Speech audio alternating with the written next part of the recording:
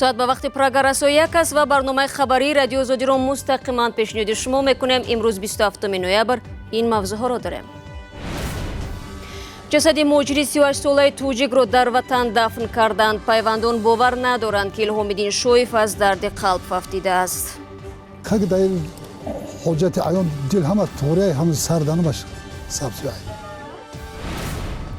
Украина барои муқовимат ба таҷовузи эҳтимолии Русия омодагӣ мегирад. Дар чанд вилояти ин кишвар вазъи ҷангӣ эълон шудааст. поёни шаби сиёсафед аст ва ё чӣ гуна ба занони танҳо монда дарси рушди малакаву соҳибкориро меомӯзанд. тавассути грант мошинаи дузандагӣ харидам. ҳоло фармоиши зиёд мегирам ва аҳли оила низ барои фурӯхтани ин либосҳо кӯмак мерасонанд. кормандони вазорати корҳои дохилии Тоҷикистон баъди эълони пайгард Муслим Зикилобеков сокини шаҳри Хоруғро боздошт карданд. ӯ ба он муттаҳам мешавад ки ҳафтаи гузашта духтари 12 соларо бо мошинаш пахш кардааст. Кимиёи Хурсанд духтари Хурсанд Мазоров яке аз раҳбарони ғайрирасмии вилояти мухтори Кӯҳистони Бадахшон аст. Умарҷони Имомалӣ сухангӯи вазорати корҳои дохилии Тоҷикистон гуфт Зикилобеков шаби гузашта дастгир шудааст. вазъи саломатии Кимиёи Хурсанд вазнин аст ва ӯ дар бемористон таҳти назорати пизишкон қарор дорад.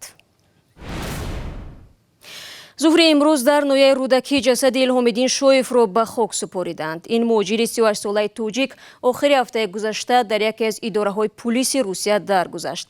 Пайвандон мегӯянд Илҳомиддин бояд ба ҳамин наздикиҳо ба ватан бармегашт, вале ба ҷои ин тобуташро ба назди аҳли хонавода ва фарзандон оварданд. Барод Юсуфӣ ки дар маросими ҷаноза ширкат дошт мегӯяд хешу ақрабо ба марги табии Илҳомиддин Шоев бовар надоранд. шарофиддин Шоев падари Илҳомиддин Шоев муҳоҷири тоҷике ки дар идораи полиси веҳшияки шаҳри Москав ҷон дод рӯзи маросими ҷанозаи писараш бо дард иддаои тафтишот дар бораи беморӣ қалб будани фарзандашро рад кард. ҷасади чанд рӯз дар сардхона хобидаи Илҳомиддинро субҳи имрӯз аз Москав ба деҳаи баҳористони ноҳияи рӯдакӣ расонданд. баъд аз он ки ҷисми беҷони фарзандашро аз наздик дид, шубҳааш ба марги ӯ аз маризии қалб бештар шуд. خیلی شهر ندادن شما بودن که فقط هم دل زدگی همین چکردگی خیلی در حاجت عیان دل همه طوری هم سردانه باشه سبزیایی. дар маросими ҷанозаи Илҳомиддин мардуми зиёде ҷамъ омада ва дарди волидайну пайвандонашро қисмат мекарданд. афроде ки ҷисми беҷони Илҳомиддинро шустанд, вуҷуди осори азиятро дар тани ӯ таъид карданд. захмош дар рош буд, дар рош омаданд болай қафода, даста, я пари дилда почада.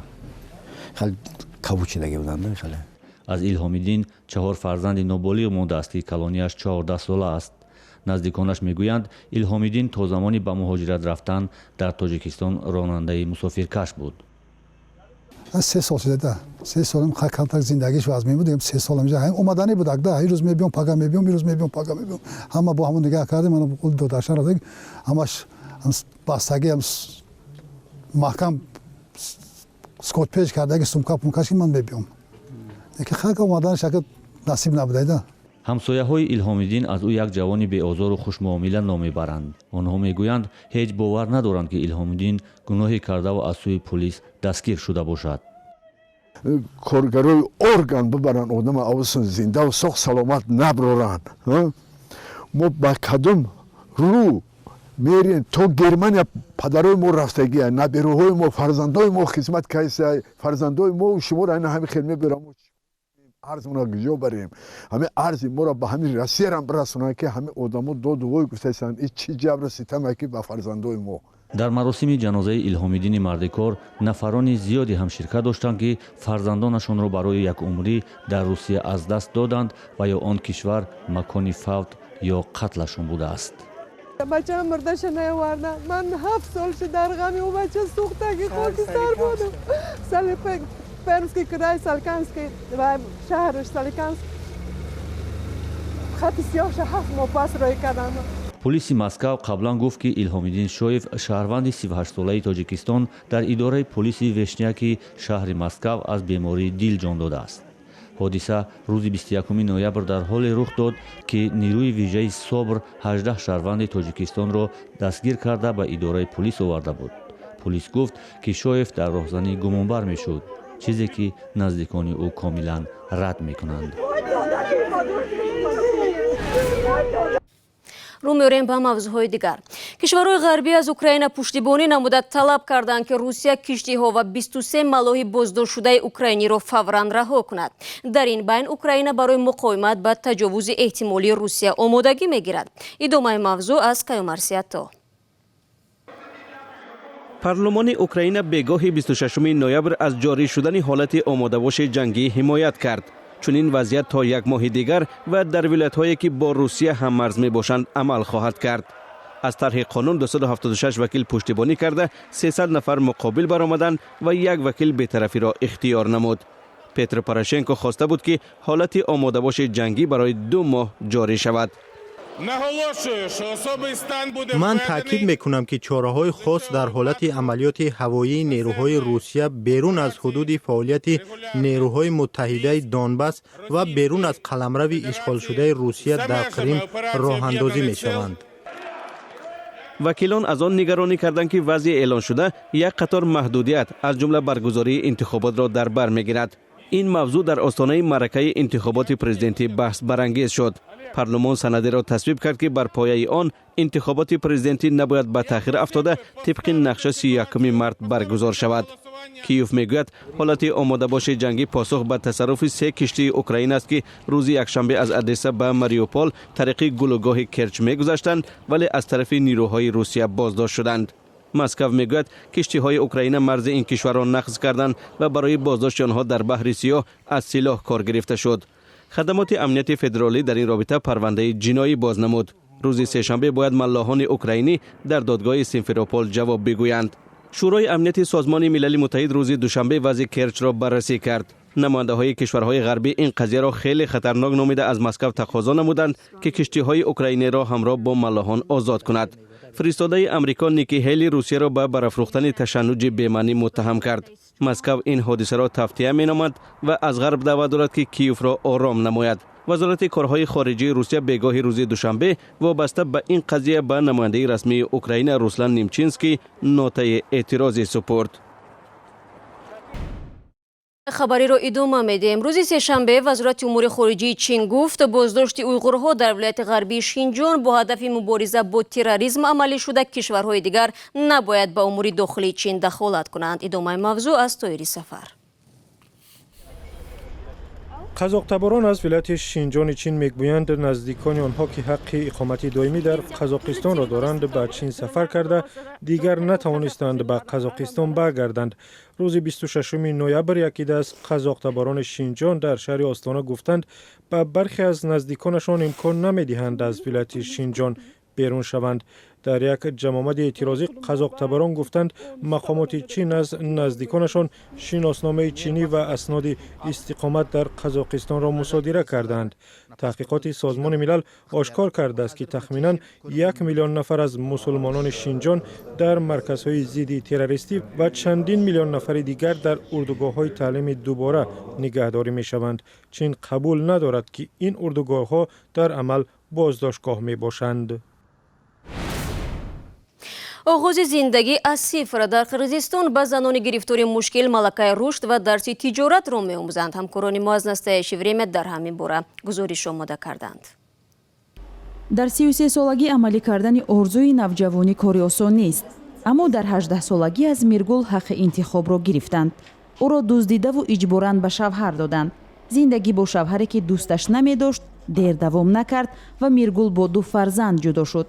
баъди чанд сол талош кард оилаи нав бунёд намояд, вале боз ҳам бахташ омад накард. вақте ман аз шавҳарам ҷудо шудам, ҳомиладор будам. фарзанди севумам ба дунё омад ва ман танҳо мондам. он замон хеле душвор буд. дар шӯъбаи ноҳиявӣ фаҳмидам ки ихтиёриён дар деҳот ҷаласа мегузаронанд. онҳо ба модарони танҳо кӯмак мерасонанд. бароям мошинаи дарзӯзӣ доданд ва ҳамин тавр ман зиндагиамро пеш мебурдам. феълан Миргул дар бораи рушди кораш меандешад. дар хона барои духтани либос фармоиш мегирад ва ҳамзамон дар маркази зебоӣ кор мекунад. барои харидани таҷҳизоти ороишӣ қарзи бебозгашт гирифт. کارمندان لایحه انتخابی ما با میرگول مشورت‌های ضروری صاحبکاری را گذراندند. در اول کار با هم آوردن چنین زنان در لایحه خیلی مشکل بود، اما حالا خود زنان شرکت کننده درباره این برنامه به دیگران نقل میکنند. زنانی را که آموزش رشد شخصی معلومات مالی گرفتند و لکه گرانت دریافت کرده و کار خود را آغاز نمودند، برای دیگران نمونه خوب هستند.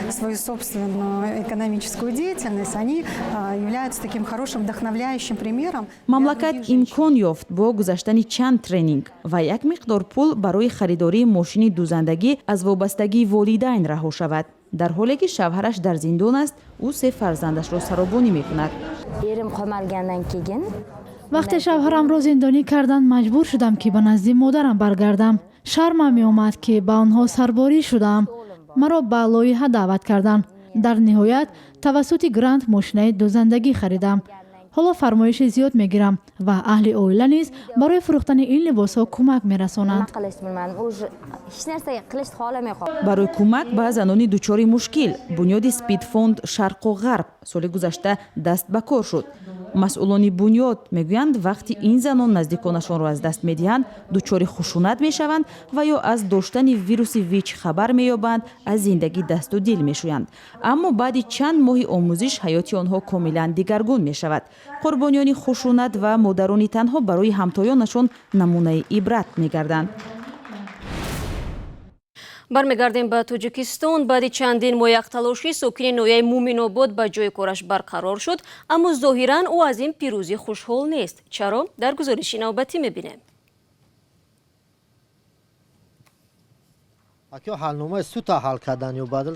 шарифхон қариб 1 сол барои адолат мубориза бурду ба мақсад расид. ин мубориза безарар набуд. аз 500 моле ки буд ҳамин 50 сар боқӣ монд. қонунша иҷро кардан акина конституциясина ҷур қонунша иҷро кагишин ами зои ланг луғари лағна оли бо лағнои асосиш несан да кам уғли қаман. ҳоло дар остонаи фасли сармо ба ин сарвати ба амонат гирифтааш менигараду ба оқибат меандешад. намедонам мегам ма ҷобрам вай 5 молира ма хидм битам дамардара ҳақ битам. шарифхон почоев дар хоҷагии давлатии тебалаи 4 сол Сарчӯпон буд. баҳори соли 2017 вақте ӯ ба раҳбари корхона 10,000 сомонӣ надод, غیرقانونی او را از کار راندند. ماه نویبر او را دادگاه ناحیه مومن‌آباد به کار برقرار کرد. ساری رئیس تلفن کرد قطعاً برا مرا قطعاً ما فروختن روستیگا فروختن دادن که خیلی هم سومدار وظیفه داره سومدار قطعاً حکومت گرفته گای اینا 15 شورای ده 56 کشور 56,000 مول بده 56,000 مول یگم چه باید خلق سرچوپان و باید کمبغل بیچاره نرسه همش وظیفه داره و سومدار گرفته گان. قوتن جای ایستی موقتی رمه است که در نزد چراگاه است. 10 مرده ها مال خود را موسمی در قوتن ها نگه می دارند. شریف خان می گوید حالا بجا مانده است. یکی از ثروتمندان منطقه زمینی او را صاحبی کرده است. با این خیلی بیچاره نودار زمینی مرانی گرفته است. ما همین زمین در 10-15 سال کار کردیم سهمیه دارم. شریف خان اکنون سرچوپانی خوجگی تبلای 50 سر چاروای بجا مانده را به کوچه های ده می برارد. با امیدی که از کنج علف برای چریدن پیدا می کنند.